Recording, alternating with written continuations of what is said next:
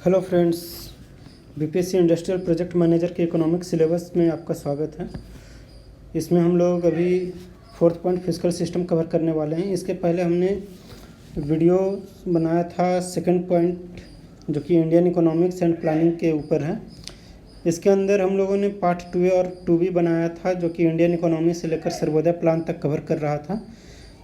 और हम लोगों ने role of state in planning and development को अभी पेंडिंग रखा था, क्योंकि इसको जानने के पहले फिस्कल सिस्टम क्या होता है, प्लानिंग कमीशन किस तरह से काम करता था, टैक्सेशन, इन्फ्लेशन और मॉनेटरी पॉलिसी किस तरह से काम करती है, ये सब समझना ज़रूरी है। तो पार्ट 2C काफ़ी बाद में बनाया जाएगा, जब ये सब लेक्चर्स कंप्लीट हो जाएंगे। और तब तक पार्ट 2A और 2B का आप लोगों ने क्विज अटेंड किया होगा।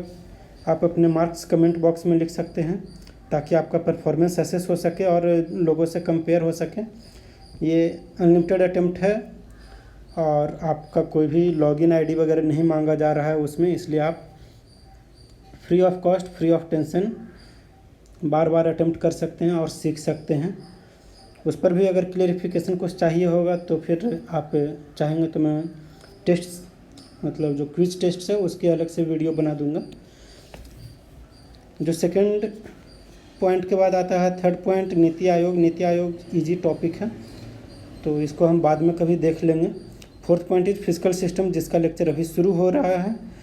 और फिस्कल सिस्टम में अभी हम देखेंगे fiscal policy definitions, deficits and types. Deficit and type देखने के पहले हम लोग एक बजट का स्मॉल ओवरव्यू लेंगे, उसके बाद डेफिसिट्स में जाएंगे और डेफिसिट्स के टाइप्स देखेंगे। तो सबसे पहले बात आती है कि फिस्कल पॉलिसी का क्या डिफिनीशन होता है। इसका कोई स्टैंडर्ड डिफिनीशन नहीं है, लेकिन इसको अगर एक सिंपल एक्सप्लेनेशन में पूछा जाए कि फिस्कल पॉलिसी क्या होता है, तो आप ये बोल सकते हैं कि गवर्नमेंट को हर एक साल इस चीज़ का हिसाब किताब रखना पड़ेगा कि कितना रेवेन्यू आएगी इनकमिंग और कितना उनके पास से जाएगा आउट गोइंग। तो इनकमिंग रेवेन्यू को बोलते हैं रेवेन्यू इन शॉर्ट। जो आउट गोइंग मनी होता है उसको बोलते हैं एक्सपेंडिचर। तो इसके कुछ डिफिनीशंस हैं जो कि मैंने बुक से कॉपी करा है। इसमें जो मुझे सबसे अच्छा लगा वो लास्ट डिफिनीशन पॉइंट है। Fiscal policy is the means by which a government adjusts its levels of revenue and spending मतलब expenditure in order to monitor and influence nation's economy.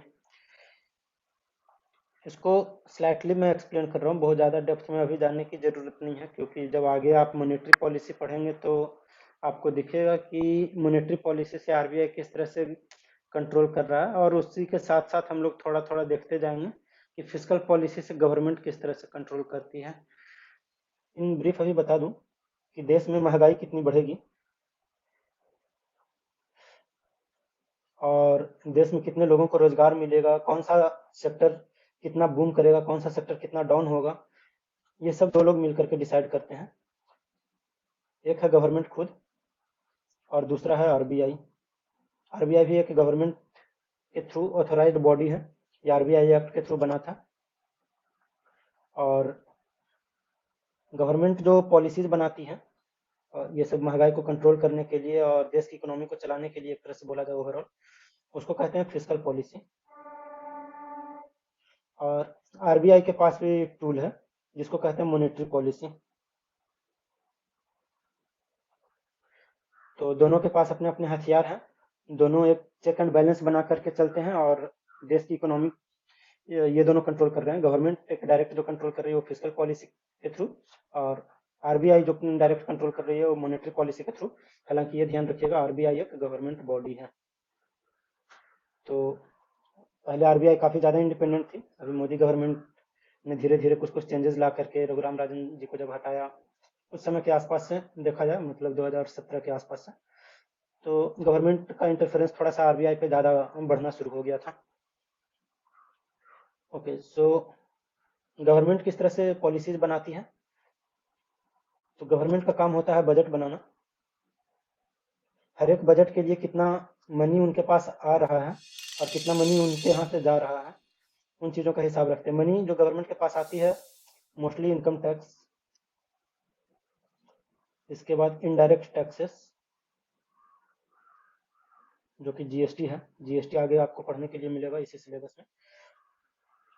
इसके अलावा सेस वगैरह जो भी हैं, ड्यूटी, ड्यूटी उन पे लगता है जो कि फॉरेन प्रोडक्ट होते हैं और इंडिया में इंपोर्ट करके हम लोग मतलब कंज्यूम कर रहे हैं। तो ये सब गवर्नमेंट के इनकम सोर्सेस हैं। और एक्सपेंडिचर सोर्सेस तो बहुत सारे हैं, जिसमें कि आप देख सकते हैं सबसे बड़ा एक्सपेंडिचर होता है गवर्नमेंट का salary, pension, manufacturing, production. Manufacturing और प्रोडक्शन 100% बराबर बराबर चीज़ नहीं है, लेकिन 50-50 मिलता जुलता है, थोड़ा थोड़ा, मतलब ऐसा अगर वेन डायग्राम से समझे तो दोनों का कुछ एरिया ओवरलैपिंग है मैन्युफैक्चरिंग और प्रोडक्शन का, but they are not entirely the same. तो सैलरी और पेंशन का जो एक्सपेंडिचर होता है उसे कहते हैं रेवेन्यू एक्सपेंडिचर, क्योंकि इसमें जो पैसा गवर्नमेंट के हाथ से चला गया लोगों के पास, उस पर गवर्नमेंट का कोई क्लेम नहीं होता है। और कंपेयर टू दैट मैन्युफैक्चरिंग और प्रोडक्शन सेक्टर्स गवर्नमेंट का जो होता है, उसमें गवर्नमेंट पैसे तो खर्च करती है, लेकिन उसके बाद भी गवर्नमेंट का ये होल्ड रहता है कि वो जो कैपिटल है उससे गवर्नमेंट या तो पैसे कमा रही है या तो गवर्नमेंट का होल्ड है उस पर। फॉर एग्जाम्पल, अगर एक कार कंपनी गवर्नमेंट खोलना चाहती है तो वो कार कंपनी गवर्नमेंट की होगी, उसमें गवर्नमेंट का काफ़ी सारा एक्सपेंडिचर भी लगा होगा, लेकिन उसके बाद होल्ड भी गवर्नमेंट करेगा, उसमें कितना प्रोडक्शन होना चाहिए, कैसी कार प्रोड्यूस होगी, वो सारे मैन्युफैक्चरिंग का होल्ड गवर्नमेंट के पास रहेगा। दूसरा प्रोडक्शन, अगर कोल माइनिंग की बात करें तो कोल माइनिंग के लिए जो कुछ भी गवर्नमेंट को करना होगा, मशीनरी लगाना है, वहाँ पे सेफ्टी वगैरह देखना है, सब कुछ में गवर्नमेंट का एक्सपेंडिचर होगा, लेकिन उसके बाद होल्ड भी गवर्नमेंट का रहेगा। जितना कोल बिकेगा यहाँ से उसका पैसा गवर्नमेंट के पास जाएगा। तो ये जो दोनों सेक्टर हैं, मैन्युफैक्चरिंग और प्रोडक्शन सेक्टर में गवर्नमेंट जो बजट में एक्सपेंस करती है वो कहलाता है कैपिटल एक्सपेंडिचर। और सैलरी, पेंशन, इस टाइप की जो होती है, फ्लड रिलीफ फंड वगैरह में जो चला जाता है पैसा, वो होता है रेवेन्यू एक्सपेंडिचर। तो आई होप आपको 2-3 मेन पॉइंट्स फिस्कल पॉलिसी से रिलेटेड समझ में आ गया होगा कि गवर्नमेंट को चाहिए पैसे। तो आपने देखा गवर्नमेंट के 3-4 सोर्सेस थे, जैसे कि टैक्सेस, सेस, ड्यूटी, और वो जो इनकम होगी वो होती है रेवेन्यू। एक और गवर्नमेंट के पास पैसा आने के स्रोत है, वह गवर्नमेंट लोकल फाइनेंशियल बॉडीज से भी लोन ले सकती है, जैसे कि बैंक से। बैंक के ऊपर आरबीआई से भी गवर्नमेंट पैसे उठा सकती है। आरबीआई से उठाने का तरीका अलग होता है, वो डायरेक्ट लोन की तरह बहुत कम उठाते हैं, और जनरली आरबीआई से सिक्योरिटीज खरीदे जाते हैं या बेचे जाते हैं।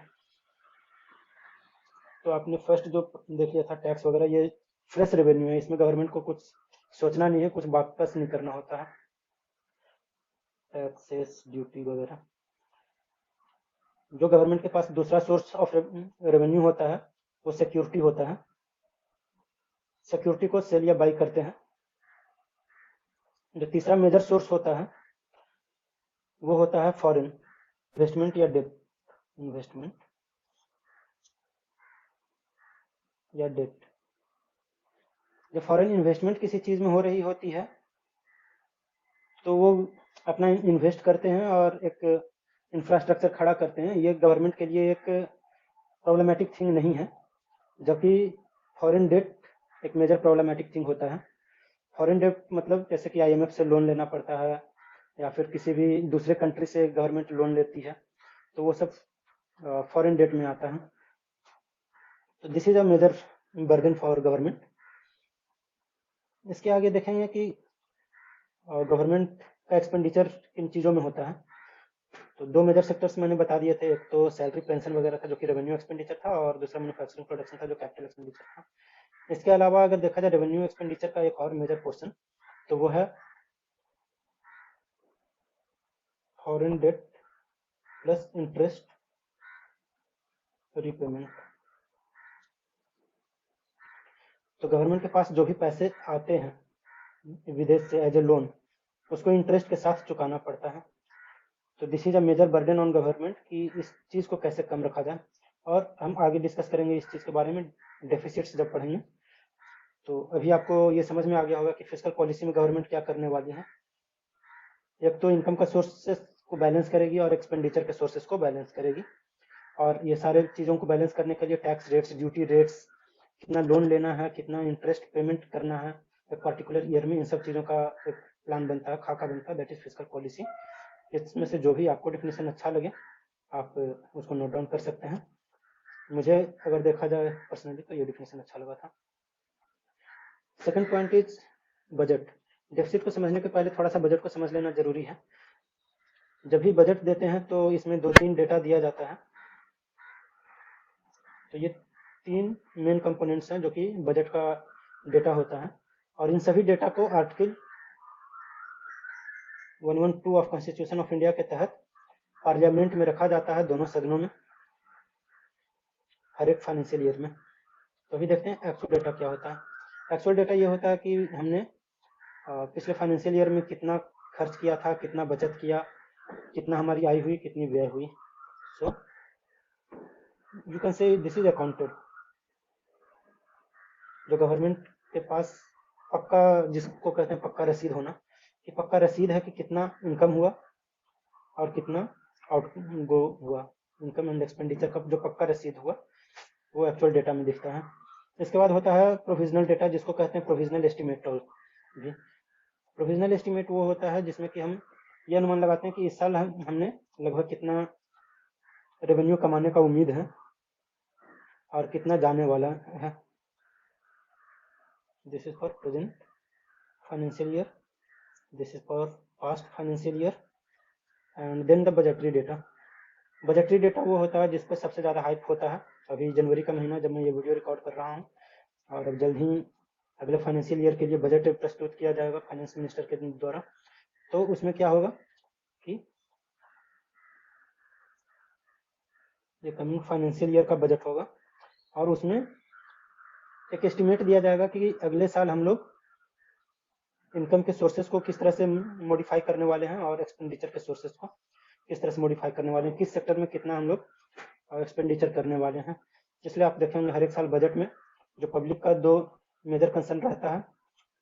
एक तो है टैक्स, टैक्स में क्या मॉडिफिकेशन होने वाला है। टैक्स में दोनों टाइप के टैक्स देखते हैं। पहला है इनकम टैक्स रिलेटेड, जो कि रिटेल इन्वेस्टर्स को ज़्यादा कंसर्न करता है, और दूसरा है जीएसटी बोल सकते हैं, या फिर indirect tax related. Indirect tax में जो पॉइंट्स आ जाते हैं कि आप जो सामान खरीदने वाले हैं, कार, मोटर, मोबाइल फ़ोन, वो सब महंगा होगा या सस्ता होगा, वो सब डिपेंड करता है। दूसरा जो मेजर कंसर्न होता है वो होता है कि कारपोरेट्स पे और फाइनेंशियल इंस्टीट्यूशन लाइक बैंक्स वगैरह पे क्या प्रभाव पड़ने वाला है। इसके साथ साथ हम कह सकते हैं इन्वेस्टमेंट रिलेटेड। तो अगर आप किसी कंपनी में इन्वेस्ट करना चाह रहे हैं, फॉर एग्जांपल आप सोच रहे हैं आपकी खुद की नूडल्स की कंपनी हो या फिर एक सिलाई की कंपनी हो, कपड़े की कंपनी हो, तो आप वो बनाना चाह रहे हैं तो आपके ऊपर कितना बर्डन आने वाला है वो सब आप एक बजटरी डेटा के अंदर देख सकते हैं। तो चूंकि ये एग्ज़ाम जो है इंडस्ट्रियल प्रोजेक्ट मैनेजर के लिए होने वाला है, तो आपका जो मेजर कंसर्न होना चाहिए पढ़ने समय वो ये होना चाहिए, क्योंकि जॉब लगने के बाद आपको इसी फील्ड में काम करना है। तो इसमें आप एक छोटा सा एक्सप्लेनेशन देख लें। एक्चुअल डेटा जो प्रीवियस फाइनेंशियल ईयर के लिए होगा, जिसको हम लोग अकाउंट कर चुके हैं कि कितना आया कितना गया। प्रोविजनल डेटा जो होगा वो प्रेजेंट फाइनेंशियल ईयर के लिए होगा, जो कि ऑलमोस्ट हमारे पास रॉ डेटा होता है पिछले 3 क्वार्टर में क्या हुआ था। फोर्थ क्वार्टर का डेटा नहीं होता है और फाइनेंशियल कंसोलिडेशन डेटा का नहीं हुआ रहता है। तो फोर्थ मतलब फाइनेंशियल ईयर का डेटा न रहने के कारण इसमें प्रोविजनल एस्टिमेट बनाते हैं कि हम प्रेजेंट फाइनेंशियल ईयर में लगभग कितना अर्न कर चुके हैं और कितना एक्सपेंडिचर कर चुके हैं, उस चीज़ का हिसाब होता है। और बजटरी डेटा में अगले फाइनेंशियल ईयर की बात करते हैं। इसके अलावा जो 3 एस्टिमेट्स होते हैं वो है रिवाइज एस्टिमेट, क्विक एस्टिमेट और एडवांस एस्टिमेट। रिवाइज एस्टिमेट में करेंट फाइनेंशियल ईयर के लिए होता है, और जिसमें कि ऐसा हो सकता है कि जनवरी के एंड में अभी डेटा कंसोलिडेट हो रहा होगा, कौन लोग कर रहे होंगे, इंडियन इकोनॉमिक सर्विसेज वाले करते रहते हैं ये सब काम। और इसके साथ साथ जो IAS फाइनेंस रिलेटेड डिपार्टमेंट्स में पोस्टेड हैं वो लोग करते हैं। तो करंट फाइनेंशियल ईयर का डेटा कंसोलिडेट हो रहा होगा, उसके हो सकता है कि 15-20 दिन के बाद कुछ मेजर टर्न आ जाए, लाइक कोई अचानक से बड़ा फॉरेन इन्वेस्टमेंट आ गया जिसके कारण गवर्नमेंट रेवेन्यू बढ़ सकती है, या फिर खुदा न खास्ते बाढ़ भूकंप ऐसा कुछ आ गया तो गवर्नमेंट का एक्सपेंडिचर बढ़ सकता है। तो वो लास्ट मोमेंट पर भी कुछ मेजर इनकम या एक्सपेंडिचर में चेंज आ रहा है तो उसके लिए रिवाइज एस्टिमेट बनता है, जिसे हम प्रोविजनल एस्टिमेट के ऊपर रिवाइज करते हैं। क्विक एस्टिमेट अपने आप में एक रिवाइज एस्टिमेट ही है, लेकिन ये पार्टिकुलर सेक्टर पे या सब सेक्टर के लिए लिया जाता है। और एडवांस एस्टिमेट भी एक तरह का क्विक एस्टिमेट है और ये प्री प्लानिंग में किया जाता है। फॉर एग्जांपल लाइक तमिलनाडु में अगर कोई तूफान आने वाला है तो फिर पहले से एस्टिमेट लगाने लगते हैं कि एग्रीकल्चर सेक्टर में तमिलनाडु में पहले तो इतना खर्च करना था, एक्स अमाउंट खर्च करना था, अभी चूंकि तूफान आने वाला है तो लोगों को सब्सिडी वगैरह देनी पड़ेगी, तूफान से बचाव करने के लिए कुछ कुछ प्रोटेक्टिव तरीके अपनाने पड़ेंगे, तो वाई अमाउंट ऑफ खर्च होने वाला, दैट इज एडवांस एस्टिमेट। तूफान आने के पहले ही हम लोग एस्टिमेट लगा लिए कि पहले एग्रीकल्चर में ये खर्च होने वाला था, ये खर्च होने वाला है। आगे डेफिसिट मतलब होता है कमी। इसमें देखते हैं फर्स्ट पॉइंट है रेवेन्यू डेफिसिट। रेवेन्यू डेफिसिट का मतलब ये होता है कि आपके पास कितना रेवेन्यू आया और कितना रेवेन्यू गया। अगर उस चीज़ को अकाउंट करें और आप पाते हैं कि रेवेन्यू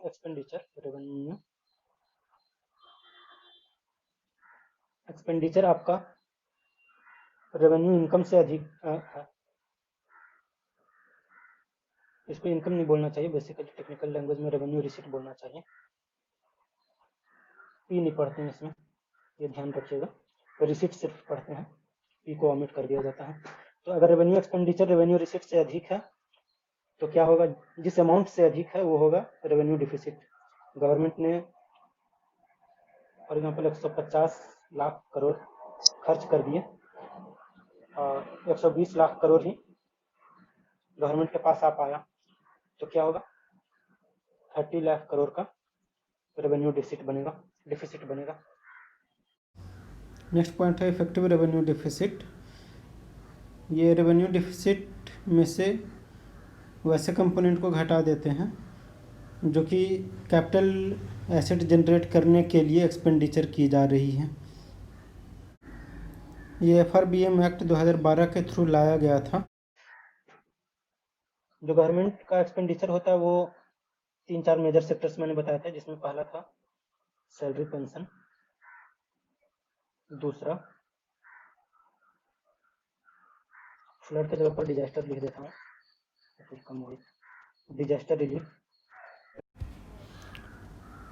डिजास्टर रिलीफ के बाद आता है हेल्थ एजुकेशन रिलेटेड एक्सपेंडिचर। उसके बाद फिर आप देख सकते हैं मैन्युफैक्चरिंग और प्रोडक्शन रिलेटेड एक्सपेंडिचर। तो मैन्युफैक्चरिंग और प्रोडक्शन रिलेटेड एक्सपेंडिचर जो होता है उसमें गवर्नमेंट एसेट क्रिएट कर रही होती है, और इसका एग्जांपल अगर आप देखें तो Airports Authority of India airport बना रही है, NHAI National Highway Authority of India highways बनाती है, similarly BDL Bharat Dynamics Limited defence related equipments बना रही है। आपको कुछ और एग्जांपल दूं तो SAIL Steel Authority of India Limited steel production कर रही है, जो कि इन सक्सेशन डिफरेंट कंपनीज के थ्रू यूज की जाती है। और ये मोस्टली कैपिटल एसेट्स जो गवर्नमेंट जनरेट कर रही है वो गवर्नमेंट को डायरेक्टली बेनिफिट दे रही है। उनमें से कुछ कंपनीज है जो कि इनडायरेक्टली बेनिफिट देती है, जैसे कि हाईवेज ट्रांसपोर्टेशन के काम आता है। और इस तरह के टेंजिबल एसेट्स जो होते हैं उनको एक्सपेंडिचर एग्जैक्ट मानना गलत है, क्योंकि ये बाद में हमारे काम आ रहे होते हैं। तो इफेक्टिव रेवेन्यू डिफिसिट में से ऐसे एक्सपेंडिचर को घटा दिया जाता है। इसमें इफेक्टिव रेवेन्यू डिफिसिट का फॉर्मूला हो जाएगा revenue deficit minus grants for capital asset generation. इसके अलावा जो देखने वाला पॉइंट है वो है हेल्थ और एजुकेशन पे जो एक्सपेंडिचर किया जा रहा है। वैसे आप देखेंगे सोशल इकोनॉमिक्स या ह्यूमन ज्योग्राफी, तो हेल्थ और एजुकेशन पे जो पैसे खर्च किए जाते हैं वो ह्यूमन रिसोर्स जनरेशन के काम आता है, वो ह्यूमन कैपिटल फॉर्म करता है, लेकिन अभी उसको इफेक्टिव रेवेन्यू डेफिसिट के लिए काउंट नहीं करते हैं।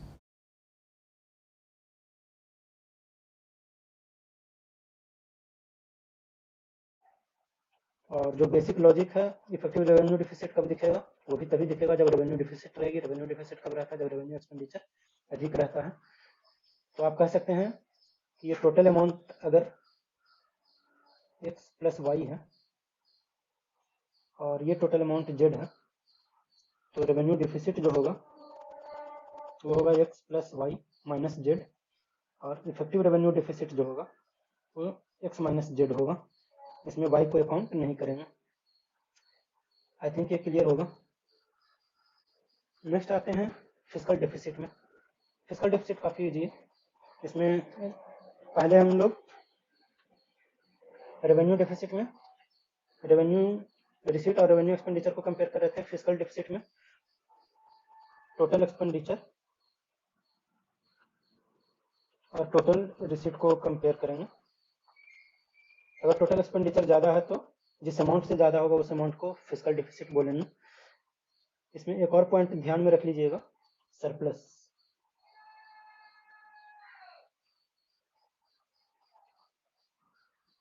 अगर आपका रेवेन्यू एक्सपेंडिचर रेवेन्यू रिसीट से कम है, इसका मतलब आपके पास इनफ्लो ज़्यादा है, तो उसको कहेंगे revenue surplus. Similarly total receipt अगर ज़्यादा है टोटल एक्सपेंडिचर से, तो उसको कहेंगे फिस्कल सरप्लस।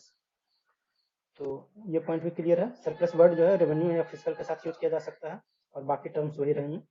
रेवेन्यू के लिए revenue income, sorry revenue receipt और रेवेन्यू एक्सपेंडिचर। फिस्कल के लिए total receipt total expenditure. Next point आता है नेट एफडी क्या होता है, नेट फिस्कल डेफिसिट। तो हमने जो अभी डेफिनेशन दिया था वो एक तरह से ग्रॉस फिस्कल डेफिसिट का होगा, और नेट फिस्कल डेफिसिट देखेंगे तो ये होता है gross fiscal deficit minus loans to states, local government, public sector enterprises, PSU या पीएसई लिख सकते हैं। इन सबको जो लोन दिया जाता है उसको अगर हटा दें तो ये सेंट्रल गवर्नमेंट का नेट फिस्कल डेफिसिट हो जाएगा। क्यों? क्योंकि जो एज ए लोन दिया गया है सेंट्रल गवर्नमेंट के द्वारा स्टेट्स को, लोकल गवर्नमेंट मतलब म्यूनिसिपल कॉर्पोरेशन, पंचायती राज, ये सब, और पब्लिक सेक्टर एंटरप्राइजेस को, उस पर उम्मीद रहती है गवर्नमेंट को कि ये पैसा वापस आ जाएगा इंटरेस्ट के साथ। तो एक साल में गवर्नमेंट अगर लेटेस्ट से 12 लाख करोड़ का लोन ले रही है, 12 लाख करोड़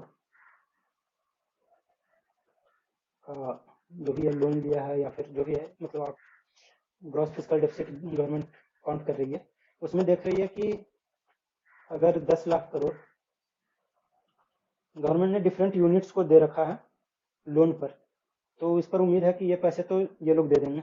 बाकी जो सेंट्रल गवर्नमेंट के पास लिएबिलिटी बचती है वो बचती है 2 लाख करोड़ का, जिसे कह सकते हैं net fiscal deficit of the year. Next जो है बजट डेफिसिट और मोनेटाइज्ड डेफिसिट। इसके बारे में मैं कुछ ज़्यादा लिखूंगा नहीं, बस बता देता हूँ। ये उतना इंपॉर्टेंट नहीं है क्योंकि अभी डिसकंटिन्यू कर दिया गया है। बजट डेफिसिट होता था difference between total budgeted receipts and the expenditure, और ये जो रिसीट होता था इसको आरबीआई प्रिंट करके, मनी प्रिंट करके पूरा करती थी। 1977 से डिसकंटिन्यूड है। और जो मोनेटाइज्ड डेफिसिट था ये भी डिसकंटिन्यू कर दिया गया है 2006 से। ये था borrowing made from RBI through printing fresh currency, जो कि बजट डेफिसिट जैसा ही है मोर और लेस। ये तब होता था जब गवर्नमेंट के पास ये भी ऑप्शन नहीं बच जाए कि एलआईसी और जो भी बैंक्स वगैरह हैं इंक्लूडिंग एनबीएफसी, एलआईसी एनबीएफसी का ही एग्जाम्पल है, तो अगर वहां से भी गवर्नमेंट मनी बोरो नहीं कर पा रही है तो आरबीआई को बोलती थी भाई पैसे की काफ़ी किल्लत है तो थोड़ा छाप करके दे दें। और चूँकि आप लोग ग्रेजुएट स्टूडेंट हैं तो इतना तो मालूम ही होगा कि पैसे छापना कभी अच्छा सॉल्यूशन नहीं होता है इकोनॉमी को चलाने के लिए। तो बजट डेफिसिट में भी पैसे छापने वाला ही सॉल्यूशन निकाला जाता था, मोनेटाइज डेफिसिट में भी वही सॉल्यूशन निकाला जाता था। तो इन सॉल्यूशंस को ही ऑब्सोल्यूट कर दिया गया है, अब ये सब नहीं चलता। इसके बाद आता है प्राइमरी डेफिसिट, जो कि इम्पोर्टेंट है एक गवर्नमेंट को एनालाइज करने के लिए कि इनके समय में प्राइमरी डेफिसिट क्या रहा। तो पहले डिफिनीशन देख लेते हैं इसका, उसको मैं लिख भी देता हूँ।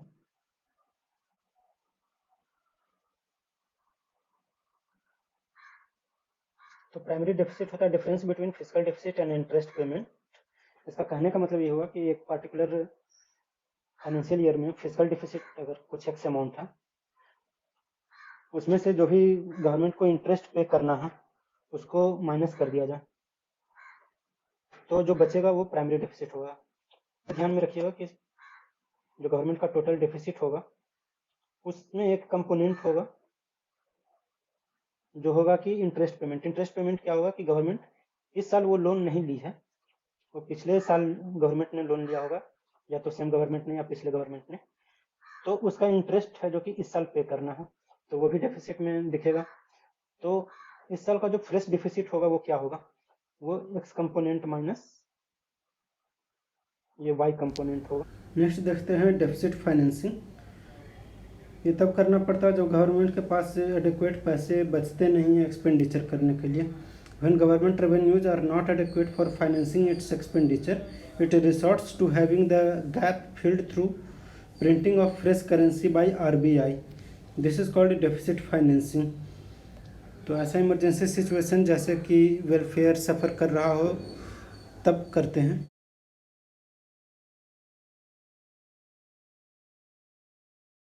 ऐसा क्यों करते हैं, इसको इन शॉर्ट सिर्फ मैं एक एग्जांपल दे रहा हूँ। अगर देश में बेरोजगारी बढ़ रही है तो गवर्नमेंट क्या करेगी, कहीं ना कहीं तो रोजगार जनरेट करने की कोशिश करेगी। रोजगार जनरेट करने के लिए कंपनीज चलाने की कोशिश कर रही है, कंपनीज को सारे इंसेंटिव दे दिए, लोन का रेट कम कर दिया, उनके ड्यूटीज घटा दिए, सारे इंसेंटिव देने के बाद भी कंपनी नहीं चल पा रही है, लोगों को सैलरी देना बंद कर देगी कंपनी, तो गवर्नमेंट देश को कैसे बचाएगी, तो कुछ मनी छापेगी और फिर उसको चैनलाइज करेगी ताकि लोगों के पास कुछ पैसा आ जाए, जैसे कि सब्सिडी के थ्रू चैनलाइज कर सकती है, या फिर डायरेक्ट लोगों के अकाउंट पे दिया जा सकता है। हेलीकॉप्टर मनी का बीच में आप काफ़ी नाम सुन रहे होंगे। इस टॉपिक से रिलेटेड भी क्विज अपडेट कर दिया जाएगा और उसका क्विज का लिंक इसके डिस्क्रिप्शन बॉक्स में अपडेट कर दिया जाएगा। क्विज को ज़रूर अटेम्प्ट करें और देखें कि आपके कितने मार्क्स बन रहे हैं, कमेंट बॉक्स में लिखें और इसमें झूठ ना बोलें। और जो भी है एक कम्पिटिटिव माहौल बनेगा अगर आप जेन्युइन अटेम्प्ट लेते हैं तो, और काफ़ी कुछ सीखने को मिलेगा। उसमें से कुछ क्वेश्चंस ऐसे होंगे जो कि मैंने इसमें नहीं पढ़ाए हैं, वो भी होगा क्योंकि BPSC भी मुझसे पूछ करके तो पेपर सेट नहीं करने वाला है, तो उस चीज़ के लिए तैयार रहें। जय हिंद, जय भारत।